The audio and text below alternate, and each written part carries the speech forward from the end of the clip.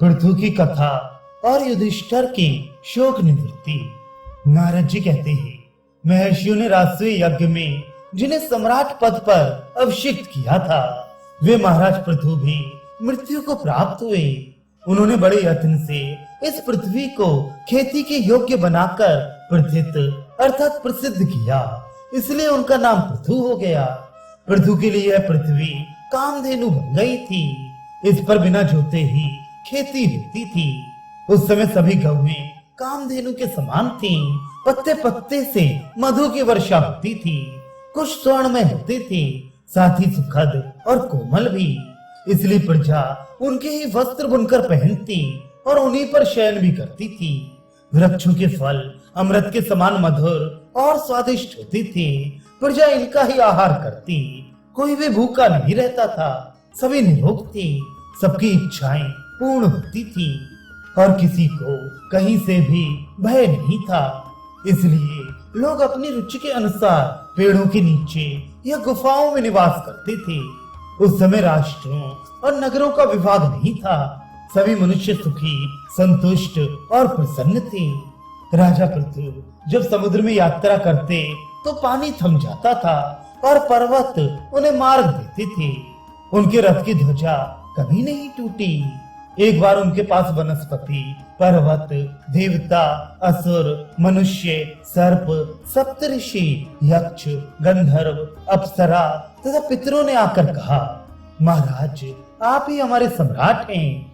आप ही हमें कष्ट से बचाने वाले हैं तथा आप ही हमारे राजा, रक्षक और पिता हैं। आप हमें अभीष्ट वरदान दें जिससे हम लोग अनंत काल तक तृप्ति और सुख का अनुभव करें। ये सुनकर राजा ने कहा, ऐसा ही होगा। तदनंतर राजा पृथु ने नाना प्रकार के यज्ञ किए और मनोवांछित भोगों के द्वारा समस्त प्राणियों की कामनाएं पूर्ण करके उन्हें तृप्त किया। पृथ्वी पर जो कुछ भी पदार्थ हैं, उनके ही आकार के स्वर्ण के पदार्थ बनवाकर राजा ने अश्वमेध यज्ञ में उन्हें ब्राह्मणों को दान किया। उन्होंने 66,000 सोने के हाथी बनवाकर ब्राह्मणों को दान किए थे। सोने की पृथ्वी भी बनवाई और उसे मणियों से विभूषित करके दान कर दिया। संजय, वे तुमसे और तुम्हारे पुत्र से श्रेष्ठ थे, किंतु जब वे भी मृत्यु से नहीं बच सके तो तुम्हें भी अपने पुत्र के लिए शोक नहीं करना चाहिए। व्यास जी कहते हैं, युधिष्ठिर, इन राजाओं का उपाख्यान सुनकर संजय कुछ भी नहीं बोला, मौन रह गया। उसे इस प्रकार चुपचाप बैठे देख नारद जी ने कहा, राजन, मैंने जो कुछ कहा उसे सुना ना? कुछ समझ में आया या नहीं? जैसे शूद्र जाति की स्त्री से संबंध रखने वाले ब्राह्मण को कराया हुआ श्राद्ध भोजन नष्ट हो जाता है, उसी प्रकार मेरा ये सारा कहना व्यर्थ तो नहीं हो गया। उनके ऐसा कहने पर संजय ने हाथ जोड़कर कहा, मुनि, प्राचीन राजर्षियों का ये उत्तम उपाख्यान सुनकर मेरा संपूर्ण शोक दूर हो गया। अब मेरे हृदय में तनिक भी व्यथा नहीं है। बताइए, अब मैं आपकी किस आज्ञा का पालन करूं? नारद जी कहते हैं, बड़े सौभाग्य की बात है कि तुम्हारा शोक दूर हो गया। अब तुम्हारी जो इच्छा हो मुझसे मांग लो। संजय ने कहा, आप मुझ पर प्रसन्न हैं, इतने से ही मुझे पूरा संतोष है। जिस पर आप प्रसन्न हो उसके लिए इस जगत में कोई भी वस्तु दुर्लभ नहीं है। नारद जी ने कहा, लुटेरों ने तुम्हारे पुत्र को पशु की भांति व्यर्थ ही मार डाला है। वह नरक में पड़ा कष्ट पा रहा है, अतः मैं उसे नरक से निकालकर तुम्हें वापस दे रहा हूँ। व्यास जी ने कहा, इतना कहते ही वह अद्भुत कांति वाला संजय का पुत्र वहां प्रकट हो गया। उससे मिलकर राजा को बड़ी प्रसन्नता हुई। संजय का पुत्र अपने धर्म के पालन द्वारा कृतार्थ नहीं हुआ था। उसने डरते डरते प्राण त्याग किया था, इसलिए नारद जी ने उसे पुनः जीवित कर दिया।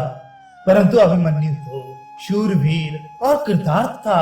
उसने रणांगण में हजारों शत्रुओं को मौत के घाट उतार कर सामना करते हुए प्राण त्याग किया है। योगी, निष्काम भाव से यज्ञ करने वाले और तपस्वी पुरुष जिस उत्तम गति को पाते हैं, तुम्हारे पुत्र ने भी वही अक्षय गति प्राप्त की है। अभिमन्यु चंद्रमा के स्वरूप को प्राप्त हुआ है। वह वीर अपने अमृतमय किरणों से प्रकाशमान हो रहा है। उसके लिए शोक करना उचित नहीं है। इस प्रकार सोच समझकर तुम धैर्य धारण करो। शोक करने से तो दुख ही बढ़ता है। इसलिए बुद्धिमान पुरुष को चाहिए कि वे शोक का परित्याग करके अपने कल्याण के लिए प्रयत्न करे। तुमने मृत्यु की उत्पत्ति और उसकी अनुपम तपस्या की बात सुनी ही है। मृत्यु के लिए सब प्राणी एक से हैं। ऐश्वर्य चंचल है। ये बात संजय के पुत्र के मरण और पुनर्जीवन की कथा से स्पष्ट हो जाती है। इसलिए राजा युधिष्ठिर, अब तुम शोक न करो। इतना कहकर भगवान व्यास वहां से अंतर्धान हो गए। तदनंतर राजा युधिष्ठिर ने प्राचीन राजाओं की यज्ञ संपत्ति सुनकर मने मन उनकी प्रशंसा की और शोक त्याग दिया। फिर ये सोचकर कि अर्जुन से मैं क्या कहूंगा, चिंता में पड़ गए।